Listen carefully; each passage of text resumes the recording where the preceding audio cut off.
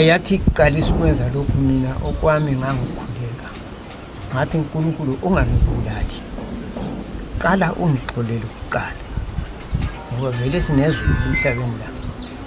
ukusongithatha ngavula amehlo ngabona hayi kayikho ngase ngivuka ngitshana ngabona sezilele lo mngane wayo njengalapha esihlahleni lesibona silesana sigreen lesa sezilele khona yikho ngokuthanda kukaNkulunkulu kathandanga ukuthi ingibulale inyamazana kayichiyi umuntu leyana ngaza ngagiqika ngisuka kule indawo ngaba senjengethareni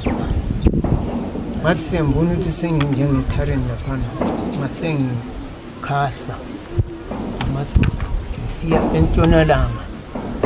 ngifikela ukuthi ngaya lapha ukuvela khona umoya iyaphindinga masinya ngathi senjengangale komxhapha ngasengisithi ngisukumele ngibaleke yikho lapho engabonela khona ukuthi sengiqala unyawo lolu lwasala lapho lokhu kokuyama ngiyabonga ngoba kakusabhobokanga ukuthi igazi liphume ngaqamula kuphela qamuka kwahlala kunjalo so ngasengiqalisa ukuthi ngihube ngezibongo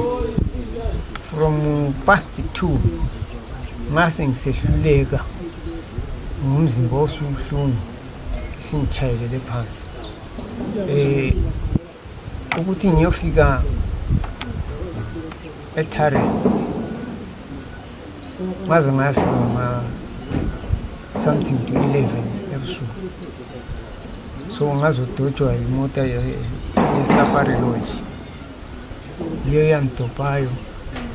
yaza yangilalisa St. Patrick's uthe kusisa abe-counseling bachayelwa ngumzukulu osebenza kusabona la no indlovu ilimazi ukhulu so besicela ukuthi i-counseling i-parties hayi abazange bayala abantu bakaNkulunkulu babuya bangithatha nge-ambulance ngayalala sempilo baza bazobhadala izimali zakhona lezo kwathengwa insimbi leyo yafakwa lapho. Okay.